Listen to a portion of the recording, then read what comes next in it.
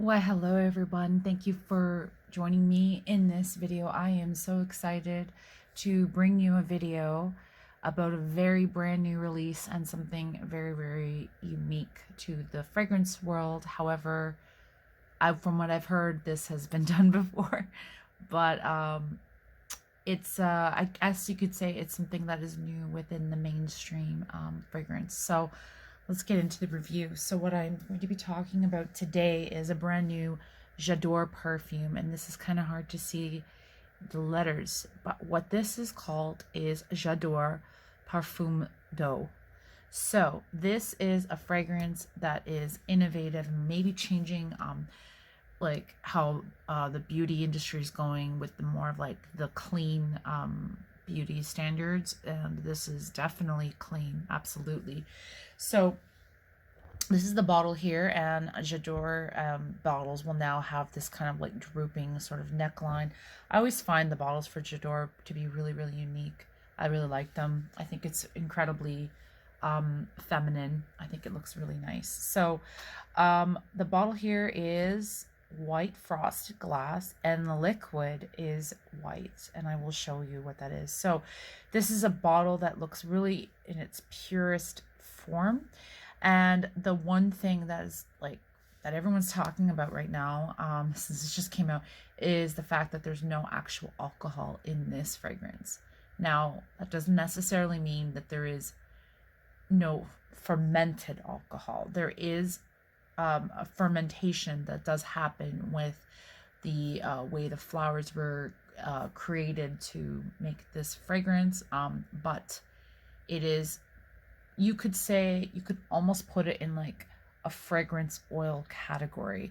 So I've been testing this out for about a day, and I discovered my favorite way to wear this is in my hair, and because of no alcohol content, but the milkiness comes from a nano emulsification of flowers. So when you take like oil and you mix it a lot with water, I guess the chemical reaction is that it turns milky. So this is kind of cool because it's actually it's not processed in a way to try to look more visually appealing with like dyes and stuff like that. So this is definitely clean, I would say.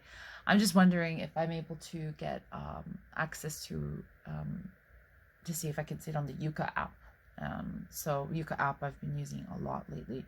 So what does it smell like? Well, on Fragrantica, I wasn't able to find a ranking of notes, but there's not really too much in it, aside from the base being water. The type of water, I'm not entirely sure. That's something I might get back to you about. But it is jasmine sambac, Chinese magnolia, honeysuckle, neroli, green notes, and rose. So this is going to retail for $198 for 100 ml and $134 for 50 ml. And from what I know, Sephora is going to be also carrying a 30 ml. And the price, I'm not really sure, but I'm going to guess it's probably about 100 or something. So anyway, it just pops right off like this. It's got all the features that Dior has.